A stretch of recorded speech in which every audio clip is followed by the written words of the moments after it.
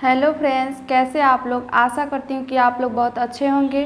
Friends, आज मैं फिर लेकर आ गई हूँ क्लास 10th के फिजिक्स, जिसमें मैं कुछ वेरी इंपॉर्टेंट प्रश्नों को बताने जा रही हूँ। फ्रेंड्स, मैंने आगे वाले वीडियो में 1 से लेकर 50 तक आप लोगों को बताई थी और इसमें मैं आगे 51 से लेकर 71 तक मैं बताऊँगी। तो आप लोग इस वीडियो को ध्यान से देखिए और सारे अति लघुत्तरीय प्रश्नों को याद कर जाइए। फ्रेंड्स, ये आप लोगों को ये प्रश्न बहुत ही इम्पोर्टेंट है, तो आप लोग इस वीडियो को ध्यान से देखिएगा और सारे ऑब्जेक्टिव प्रश्नों को यानी अति लघुत्तरीय प्रश्नों को याद कर जाइएगा। तो चलिए फ्रेंड्स, वीडियो को शुरू करते हैं।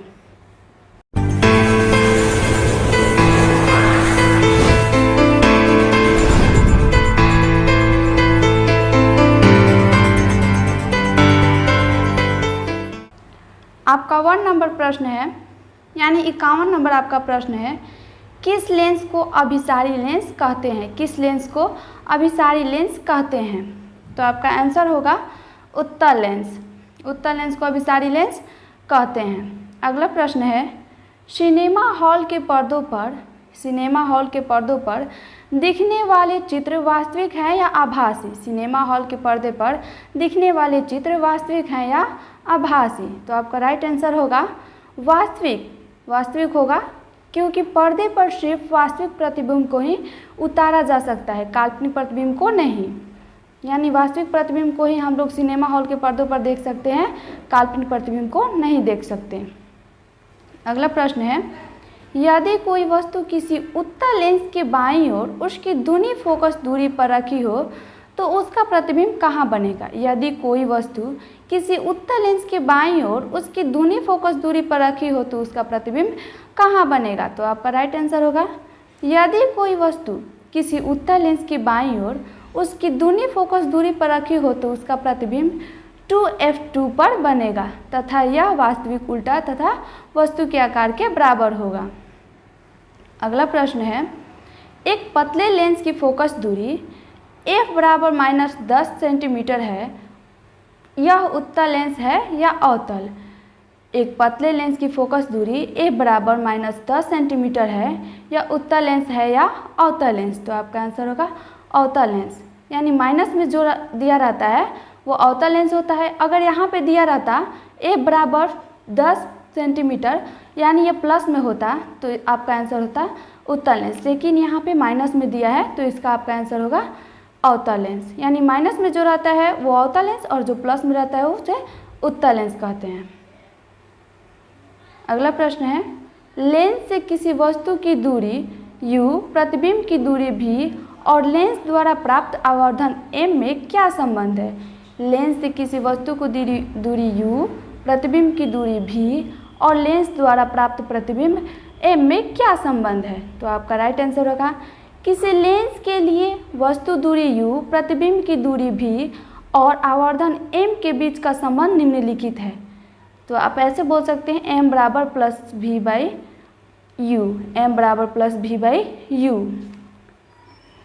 आपका अगला प्रश्न है, किसी लेंस की फोकस दूरी और उसकी क्षमता में क्या संबंध है। किसी लेंस की फोकस दूरी और उसकी क्षमता में क्या संबंध है।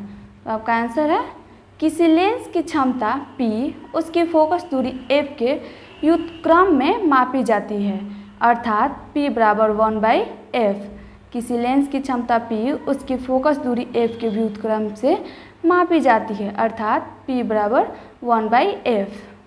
अगला प्रश्न है, लेंस की क्षमता का एसआई मात्रक क्या है। लेंस की क्षमता का एसआई मात्रक क्या है। तो आपका राइट आंसर होगा, लेंस की क्षमता का एसआई मात्रक डायऑप्टर है, इसका संकेत m-1 है। यानी डायऑप्टर को d से भी सूचित किया जाता है, यानी d इसका संकेत है। अगर कहीं d लिख दिया होगा तो उसका मतलब हो गया डायऑप्टर, ठीक है। यानी इसका संकेत है m-1। अगला प्रश्न है, एक लेंस की क्षमता +5 डायऑप्टर है, यह किस प्रकार का लेंस है। एक लेंस की क्षमता +5 डायऑप्टर है, यह किस प्रकार का लेंस है। तो आपका आंसर होगा उत्तल लेंस। मैंने पहले भी बताया कि माइनस जो रहता है वो अवतल लेंस और प्लस जो रहता है वो उत्तल लेंस। तो यहाँ दिया है प्लस में 5, तो इसका आंसर होगा उत्तल लेंस। ठीक है।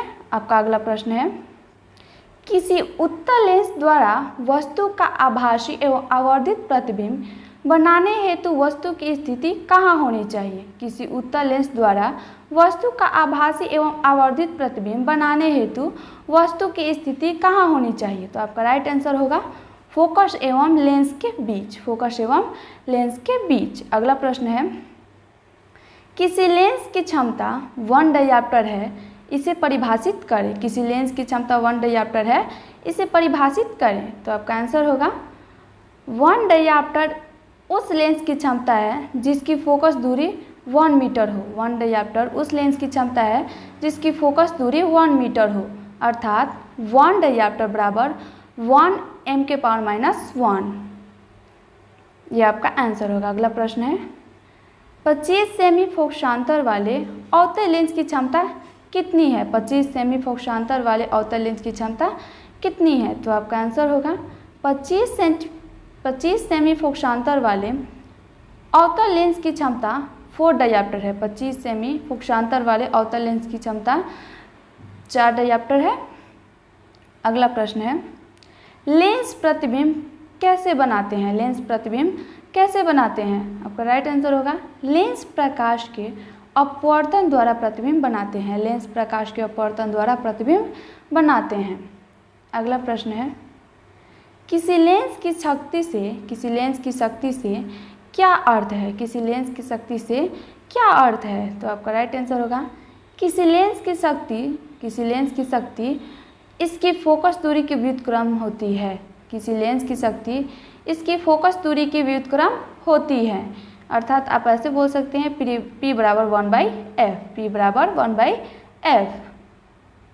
अगला प्रश्न है, वस्तु के आकार का वास्तविक प्रतिबिंब प्राप्त करने के लिए वस्तु को उत्तल लेंस के सामने कहाँ रखना चाहिए? वस्तु के आकार का वास्तविक प्रतिबिंब प्राप्त करने के लिए वस्तु को उत्तल लेंस के सामने कहाँ रखना चाहिए? तो आपका राइट आंसर होगा 2f पर, यानी वक्रता केंद्र पर रखनी चाहिए।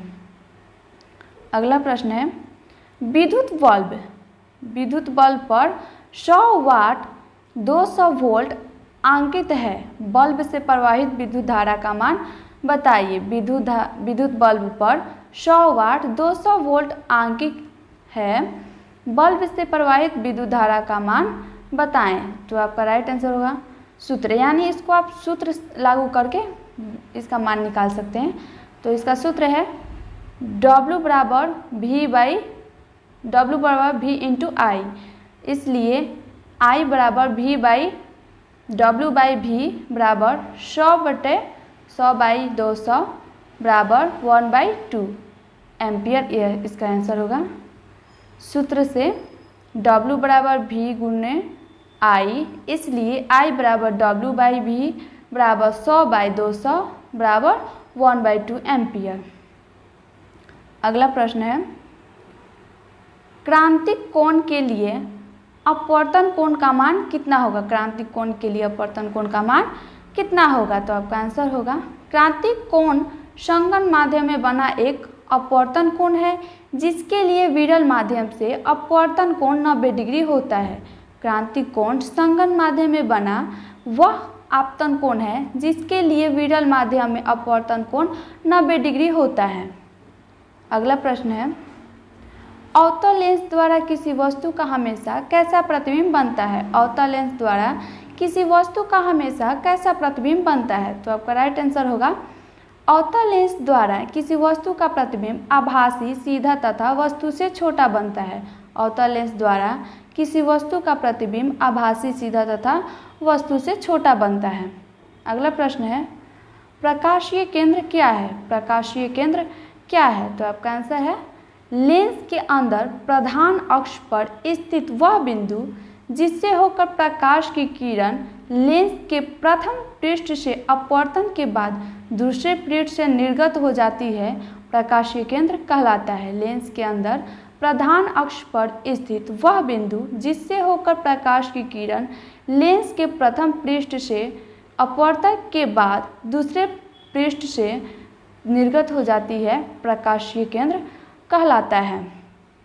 अगला प्रश्न है, स्नेल के नियम को लिखिए। स्नेल के नियम को लिखें। तो आपका राइट आंसर होगा स्नेल के नियमानुसार प्रकाश के किसी विशेष रंग के लिए आपतन कोण की ज्या तथा अपवर्तन कोण की ज्या का अनुपात किन्हीं दो माध्यमों के लिए एक नियतांक होता है। स्नेल के नियमानुसार प्रकाश के किसी विशेष रंग के लिए आपतन कोण की ज्या परावर्तन कोण की ज्या का अनुपात किन्हीं दो माध्यमों के लिए एक नियतांक होता है, अर्थात u बराबर साइन I बटा साइन R, जहाँ u एक नियतांक है। अगला प्रश्न है, किस लेंस को अभिसारी लेंस कहा जाता है? किस लेंस को अभिसारी लेंस भी कहते हैं? तो आपका आंसर होगा उत्तल लेंस। अगला प्रश्न है, प्रत्येक लेंस में कितने मुख्य फोकस होते हैं? प्रत्येक लेंस में कितने मुख्य फोकस होते हैं? तो आपका राइट आंसर होगा लेंस के दो मुख्य फोकस होते हैं, इसलिए लेंस की दो वक्रता त्रिज्या भी होती है। लेंस के दो मुख्य फोकस होते हैं, इसलिए लेंस की दो वक्रता त्रिज्या भी होती है। तो फ्रेंड्स, ये रहे आपका 71 क्वेश्चन। फ्रेंड्स, मैंने बताया कि पहले वाले वीडियो में मैंने 1 से लेकर 50 तक क्वेश्चन डाला था, जो बहुत ही वेरी इंपॉर्टेंट था, और उसके आगे 51 से लेकर 71 तक मैंने इस वीडियो में डाला। तो आप लोग इस वीडियो को ध्यान से देखिए और सारे प्रश्नों को याद कर जाइए। फ्रेंड्स, ये प्रश्न बहुत ही इम्पोर्टेंट है, जो आपको सारे ये परीक्षा में आने वाले प्रश्न है, सारे ये परीक्षा में आने वाले प्रश्न हैं। तो आप लोग इस वीडियो को ध्यान से देखिएगा और सारे प्रश्नों को याद कर जाइएगा। अगर आप लोग दिल लगाकर पढ़ाई करते हैं तो आपका आगे बढ़ने से कोई नहीं रोक सकता फ्रेंड। तो आप लोग दिल लगाकर पढ़ाई कीजिए। Thank you.